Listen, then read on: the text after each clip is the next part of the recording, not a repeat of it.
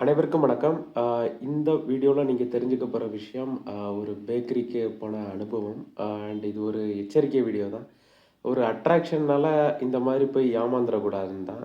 இந்த பேர் வந்து நீங்க பார்க்குற மாரி தி ப்ரொமோ பேக்கரின்னு நெனைக்கிறேன்.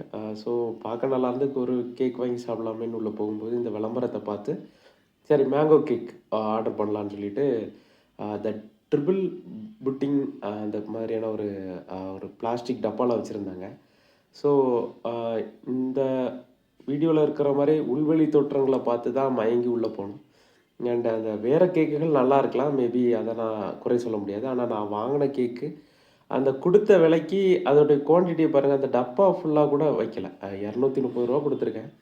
அண்டு இத நான் குறிப்பிட்டு சொல்லணும்னா, இன்னைக்கு காலையில ரூ. 260க்கு குடுத்து 3 வேளைக்கு காய்கறி வாங்கிட்டு வந்துட்டேன். 3 வேளைன்னா 3 நாட்களுக்கு.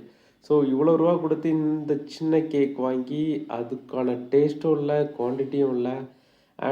நீங்க சொல்லலாம் மேங்கோ கேக்குனா இப்படி தான் இருக்கும்னு. பட் நான் இதே ஃப்ளேவர வந்து நாகர்கோவில்ல சாப்பிட்டுருக்கேன்.